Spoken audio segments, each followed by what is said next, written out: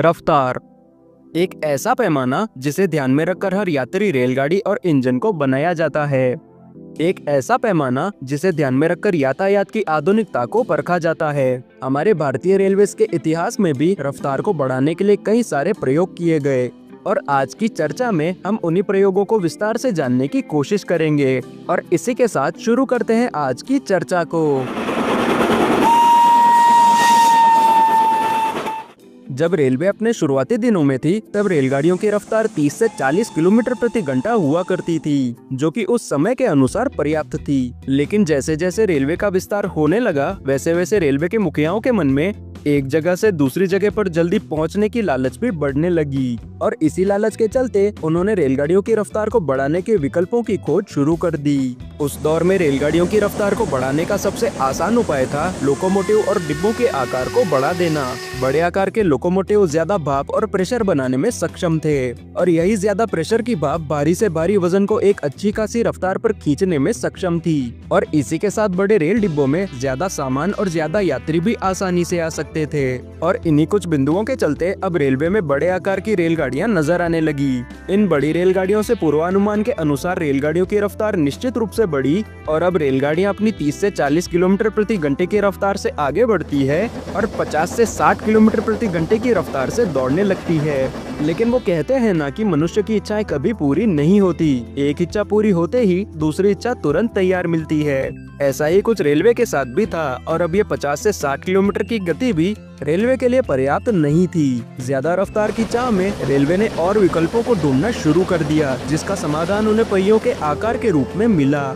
इंजीनियरों ने ये पाया कि छोटे आकार के पहिए काफी शक्तिशाली होते हैं, जो कि भारी से भारी वजन को आसानी से खींच सकते हैं। वहीं अगर पहियों के आकार को बढ़ा दिया जाए तो ये ज्यादा शक्तिशाली तो नहीं रहेंगे, लेकिन इनके घूमने की रफ्तार बढ़ जाएगी, जिसके चलते रेलगाड़ी ज्यादा तेज रफ्तार पर चल सकती है। इस खोज के बाद आने वाले सभी भाप इंजन जैसे बैसा, IRS, वॉर डिपार्टमेंट और पोस्ट इंडिपेंडेंस डिजाइन के लोकोमोटिव्स के पहियों में हमें यही नियम लागू होता दिखा और अब मालगाड़ियों के इंजनों के पहिए छोटे और यात्री गाड़ियों के इंजनों के पहिए बड़े आकार में बनाए जाने लगे। अगर आप रेलवे के पहियों के इतिहास के बारे में विस्तार से जानना चाहते हैं तो ऊपर आई बटन पर क्लिक करके इस वीडियो को जरूर देखें। बात करें अगर भारतीय रेलवे के सबसे बड़े पहिए वाले लोकोमोटिव की, तो ये थे AP और EM क्लास के लोकोमोटिव्स, जिनके पहियों का डायामीटर 7 फुट का था। इस छोटे से परिवर्तन का असर साफ तौर पर देखा गया और अब भारत की रेलगाड़ियां 70 से 90 किलोमीटर प्रति घंटे की रफ्तार तक दौड़ने लगी। इस परिवर्तन के बाद फ्रंटियर मेल भारतीय रेलवे की सबसे तेज रफ्तार ट्रेन बन गई। अब रेलवे आगे बढ़ती है और इससे भी ज्यादा रफ्तार को पाने की कोशिश में लग जाती है और इसी कोशिश में इंजीनियरों ने रफ्तार बढ़ाने के सबसे मुख्य रहस्य को जान लिया, जिसका प्रयोग वर्तमान समय में भी किया जाता है और ये है वायुगतिकीय यानी कि एरोडायनेमिक्स। जब कोई लोकोमोटिव चलता है तो उसके आगे हवा का दबाव बनता है। इस दबाव के कारण लोकोमोटिव की गति धीमी हो जाती है और उसे काफी जोर लगाना पड़ता है, जिसके चलते ईंधन की खपत भी ज्यादा होती है। इस समस्या से बचने के लिए लोकोमोटिव्स को स्ट्रीमलाइन डिजाइन पर बनाया जाने लगा, जिसके अंतर्गत लोकोमोटिव की आकृति को बदला जाता था, जिससे ये आसानी से हवा को काटते हुए चल सकता था। इससे न केवल रफ्तार बढ़ती है बल्कि ईंधन की खपत भी कम होती है। वायुगतिकीय के नियम जानने के बाद पूरी दुनिया में स्ट्रीमलाइन इंजन बनाने की होड़ लग गई और सभी देश अपने खुद के डिजाइन बनाने लगे।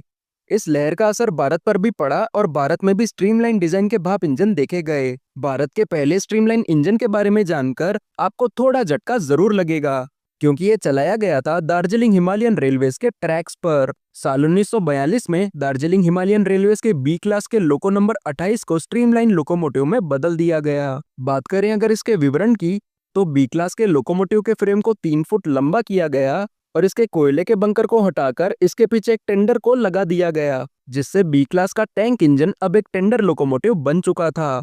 इसके बाद इस लोकोमोटिव को स्ट्रीमलाइन आवरण से ढक दिया गया। हालांकि इस लोकोमोटिव को बनाने के पीछे की वजह समझना तो मुश्किल है, क्योंकि नैरोगेज के पहाड़ी घुमावदार रास्तों पर रफ्तार की कल्पना तक करना असंभव है। संभवतः ऐसा हो सकता है कि इस लोकोमोटिव को आधुनिक दिखाने के लिए इसे ऐसा बनाया गया हो, लेकिन इस लोकोमोटिव को चलाना काफी मुश्किल था, जिसके चलते इसे केवल 2 वर्षों में ही ट्रैक से हटा दिया गया। हमारे देश का दूसरा स्ट्रीमलाइन लोकोमोटिव बनाया गया था साल 1947 में, जब रेलवे ने भविष्य की झांकी सिल्वर एरो को पटरियों पर उतारा। इस ट्रेन में एल्यूमिनियम का प्रयोग किया गया था और कई सारे आधुनिक आयामों को दर्शाने के लिए बनाई गई थी। बात करें अगर लोकोमोटिव की, तो नॉर्थ वेस्टर्न रेलवेज के WL क्लास के लोकोमोटिव को एल्यूमिनियम के कवच से ढककर स्ट्रीमलाइन लुक दिया गया था और इस लोकोमोटिव का नाम रखा गया था न्यू इंडिया, जो कि देखने में काफी आकर्षक लगता था। अगर आप इस नायाब रेलगाड़ी के बारे में विस्तार से जानना चाहते हैं तो ऊपर आई बटन पर क्लिक करके इस वीडियो को जरूर देखें। अब हम बढ़ते हैं आगे और चर्चा करते हैं भारत के तीसरे स्ट्रीमलाइन भाप इंजन के बारे में। तो ये था WP क्लास का लोकोमोटिव। साल 1947 में इस लोकोमोटिव को अमेरिका से आयात किया गया था। इस लोकोमोटिव की बॉडी तो स्ट्रीमलाइन थी ही, लेकिन इसी के साथ इसके पहिए भी डिस्क डिजाइन पर बनाए गए थे, जो कि पहियों पर पड़ने वाले हवा के दबाव को रोकता था और इंजन को एक स्थिरता भी प्रदान करता था। WP क्लास का लोकोमोटिव काफी सफल साबित हुआ और ये भारतीय रेलवे का अब तक का सबसे तेज भाप इंजन भी बन गया, जिसने परीक्षण के दौरान 119 किलोमीटर प्रति घंटे की रफ्तार हासिल कर ली थी। लेकिन सुरक्षा की दृष्टि से इसे केवल 110 किलोमीटर प्रति घंटे की रफ्तार पर चलने की अनुमति दी गई थी। इस लोकोमोटिव द्वारा खींची जाने वाली अब तक की सबसे तेज रफ्तार ट्रेन थी ताज एक्सप्रेस और इसी के साथ इस लोकोमोटिव ने भारतीय रेलवे की रफ्तार का नया इतिहास रच दिया। लेकिन यह रचा गया इतिहास भी जल्दी इतिहास बनने वाला था, क्योंकि अब भारतीय रेलवे भाप इंजनों से अपना पीछा छुड़ाना चाहती थी और आधुनिक डीजल और इलेक्ट्रिक इंजनों को अपनाने की राह पर चल पड़ी। हालांकि इलेक्ट्रिक ट्रैक्शन तो भारत में ब्रिटिश काल से ही मौजूद था, लेकिन ये लोकोमोटिव WP क्लास के लोकोमोटिव से धीमे थे और अब रेलवे इससे भी तेज विकल्प की खोज में थी। भाप इंजनों में रफ्तार का रहस्य जानने के लिए आपको अपने रसोई घर में रखे प्रेशर कुकर से प्रेरणा लेनी होगी। जिस तरह कुकर को अगर पानी से भरकर धीमी आंच पर रखा जाए तो प्रेशर काफी कम बनता है, लेकिन अगर इस आंच को तेज कर दिया जाए तो प्रेशर काफी तेजी से बनता है।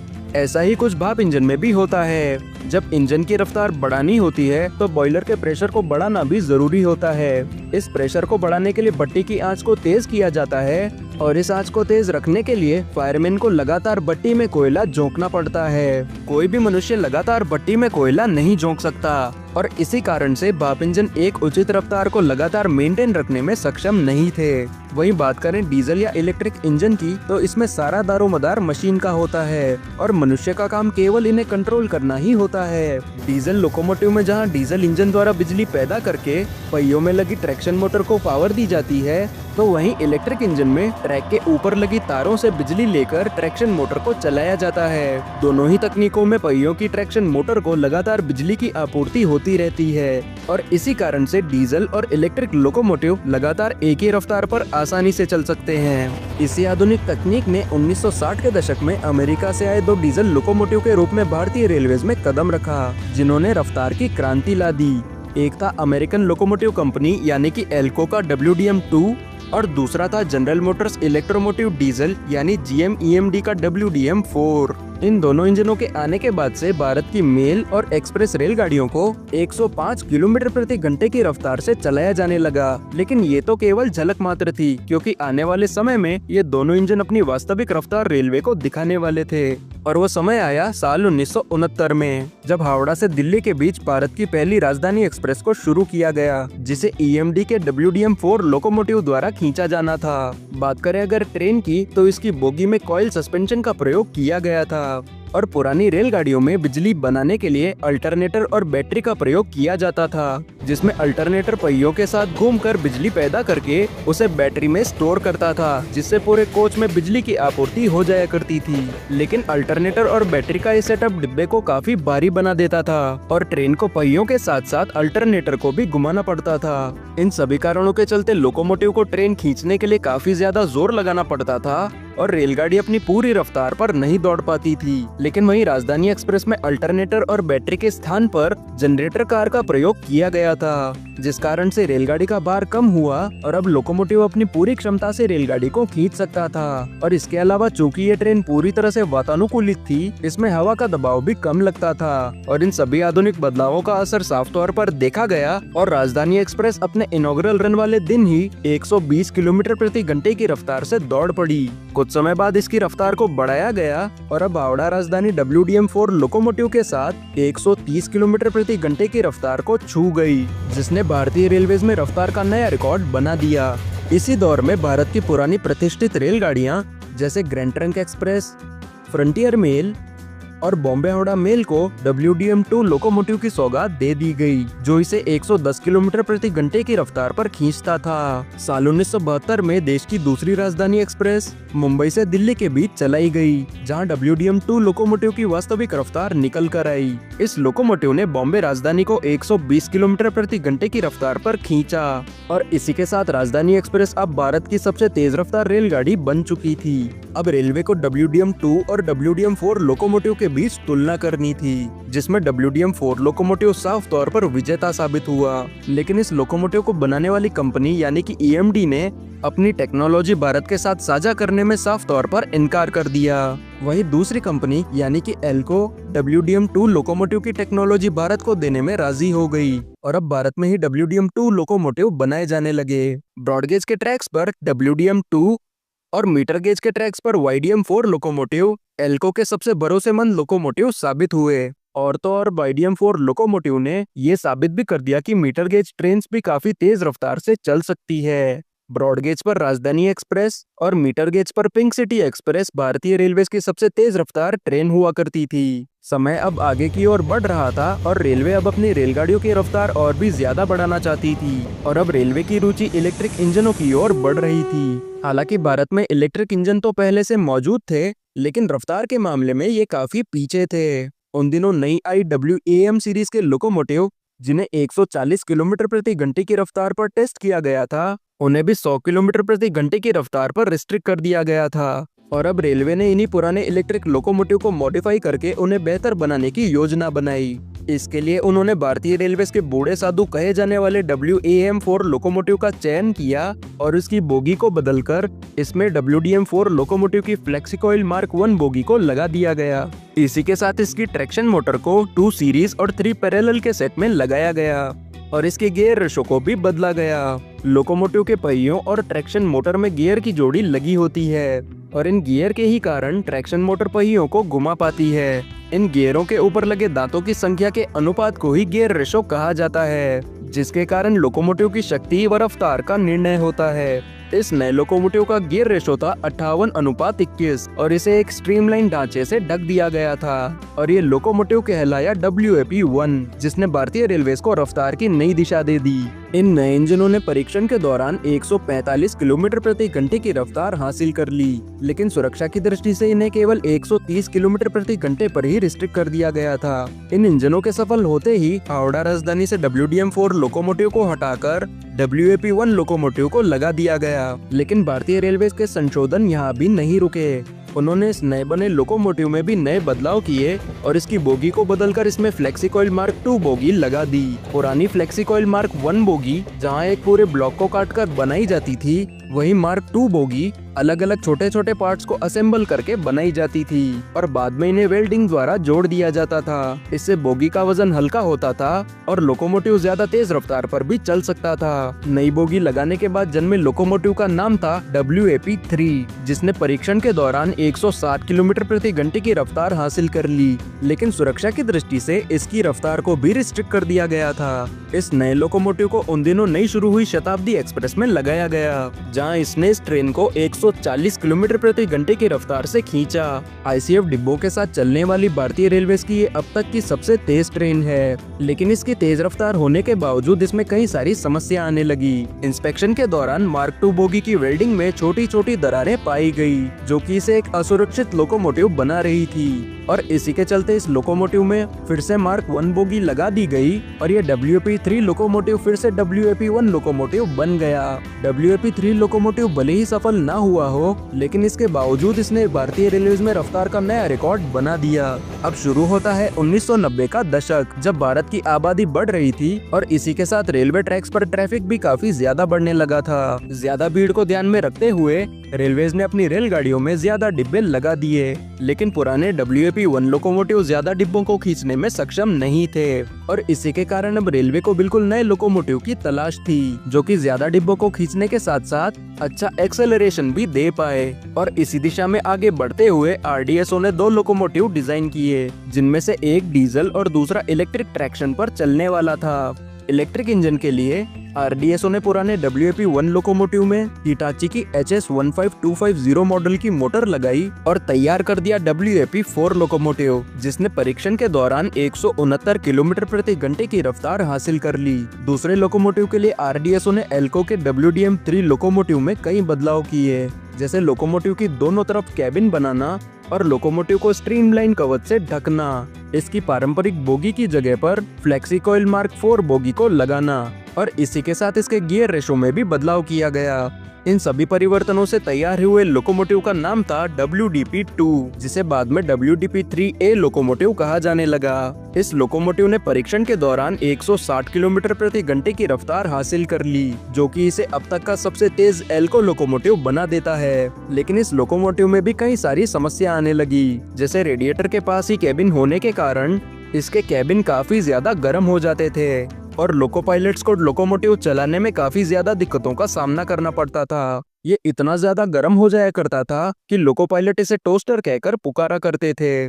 और भी कुछ कारणों के चलते ये लोकोमोटिव ज्यादा सफल नहीं हो पाया। इन दोनों लोकोमोटिव ने भले ही अपने ट्रैक्शन के सबसे तेज लोकोमोटिव होने की उपाधि अपने नाम करी हो, लेकिन भारतीय रेलवेज के पुराने ICF डिब्बे और पुराने रेलवे ट्रैक इन्हें ज्यादा तेज रफ्तार पर चलने की अनुमति नहीं देते थे, जिस कारण से इतने प्रयासों के बावजूद भारत की कोई भी रेलगाड़ी 130 किलोमीटर प्रति घंटे की रफ्तार को पार नहीं कर पा रही थी। आरडीएसओ ने फिर से परीक्षण करने की सोची और WAP-4 से WAP-6 बनाने की कोशिश की, जो कि सफल नहीं हो पाया। और यहाँ से रेलवे को समझ आ चुका था कि अब पुरानी मशीनों को और अधिक मॉडिफाई नहीं किया जा सकता और अब रेलवे को बिल्कुल नई टेक्नोलॉजी और मशीनों की आवश्यकता थी। इससे पहले के लोकोमोटिव्स में DC मोटर का प्रयोग किया जाता था, लेकिन रेलवेज अब यह जान चुकी थी कि DC मोटर्स भविष्य के लिहाज से ठीक नहीं है और अब रेलवे AC मोटर के लोकोमोटिव की तलाश में थी। और उनकी एक खोज साल 1995 में जाकर पूरी हुई, जब स्विट्जरलैंड की ABB कंपनी से भारतीय रेलवेज ने एक लोकोमोटिव खरीदा, जिसका नाम था WAP-5। ये लोकोमोटिव बोबो व्हील अरेंजमेंट के साथ आया था, जिसका वजन मात्र 78 टन था, जो कि इसे पिछले लोकोमोटिव से भार में काफी हल्का बनाता है। इसके अलावा इसमें डिस्क ब्रेक्स और माइक्रो प्रोसेसर कंट्रोल जैसे कई आधुनिक फीचर्स भी दिए गए थे। इस लोकोमोटिव ने ट्रायल्स के दौरान 184 किलोमीटर प्रति घंटे की हैरतअंगेज रफ्तार हासिल कर ली, जो कि इसे भारतीय रेलवेज का अब तक का सबसे तेज लोकोमोटिव बना देता है। साल 2001 में EMD ने फिर से भारत में वापसी की और भारत को WDP-4 लोकोमोटिव दिया। इस आधुनिक लोकोमोटिव में 2 स्ट्रोक डीजल इंजन और AC ट्रैक्शन मोटर के साथ साथ बो का व्हील अरेंजमेंट भी देखने को मिला, जो कि एक डीजल इंजन के लिहाज से काफी आधुनिक फीचर्स थे। इस लोकोमोटिव को कोंकण रेलवेज पर टेस्ट किया गया, जहां इसने 165 किलोमीटर प्रति घंटे की अधिकतम रफ्तार को छुआ। कुछ समय बाद गाजियाबाद टुंडला सेक्शन पर इस लोकोमोटिव का दोबारा से परीक्षण किया गया, जहां इसने 180 किलोमीटर प्रति घंटे की अधिकतम रफ्तार छूकर दिखाई, जो कि इसे भारत का अब तक का सबसे तेज डीजल लोकोमोटिव बना देता है। इसी साल भारतीय रेलवेज में एक और बड़ा बदलाव देखा गया, जब जर्मनी से आए नए LHB डिब्बों ने भारतीय रेलवेज में कदम रखा। ये नए डिब्बे वजन में हल्के और ICF कोच की तुलना में काफी मजबूत हुआ करते थे। इसके अलावा CBC कपलिंग, डिस्क ब्रेक्स और 2 स्टेज सस्पेंशन जैसे कई आधुनिक फीचर्स से लैस थे, जो कि इन्हें 180 किलोमीटर प्रति घंटे की रफ्तार पर चलने की अनुमति देता था। अब भारतीय रेलवेज के पास आधुनिक डिब्बे और आधुनिक लोकोमोटिव दोनों ही मौजूद थे और अब रेल पटरियों की सुधरती हालत ने रेलवे के पुराने रिकॉर्ड को तोड़ने की अनुमति भी दे दी। साल 2006 में भोपाल शताब्दी में LHB डिब्बे और WAP-5 लोकोमोटिव को एक साथ लगाया गया, जिससे इस ट्रेन ने 150 किलोमीटर प्रति घंटे की रफ्तार हासिल कर ली और इस नए रिकॉर्ड तक पहुंचने में रेलवेज को 23 वर्षों का समय लग गया। LHB कोच और WAP-5 का ये कॉम्बिनेशन इतना ज्यादा सफल साबित हुआ कि सभी तेज रफ्तार रेलगाड़ियों में यही कॉम्बिनेशन नजर आने लगा। इलेक्ट्रिक रूट पर WAP-5 और नॉन इलेक्ट्रिक रूट पर WDP-4 लोकोमोटिव रफ्तार का नया चेहरा बन चुके थे। इसी दिशा में आगे बढ़ते हुए साल 2016 में रेलवे ने गतिमान एक्सप्रेस को शुरू किया, जो कि 160 किलोमीटर प्रति घंटे की रफ्तार को छू गई और वर्तमान समय की भारतीय रेलवेज अपने इसी रिकॉर्ड को तोड़ने का प्रयास कर रही है। आज रेलवे फिर से उसी स्थिति में खड़ा है जब ये 1990 के दशक में हुआ करता था। हमारे पास वंदे भारत जैसी आधुनिक रेलगाड़ी तो है, जो कि वर्तमान के रिकॉर्ड को आसानी से तोड़ सकती है, लेकिन पटरियों की वर्तमान स्थिति और ट्रैक के किनारे तारबंदी नहीं होने के कारण हमारी हमारी रेलगाड़ियां वर्तमान समय की रफ्तार से आगे नहीं बढ़ पा रही हैं। हमारे रेलवे के इंजीनियर अपना पूरा प्रयास कर रहे हैं और जल्दी हम इस रफ्तार को भी पार कर लेंगे। इसी आशा के साथ समाप्त करते हैं आज के वीडियो को। आपका कीमती समय हमें देने के लिए बहुत बहुत धन्यवाद। इस तरह के रेलवे से जुड़े और भी कंटेंट के लिए हमारे चैनल के साथ जुड़े रहें। जय हिंद, वंदे मातरम।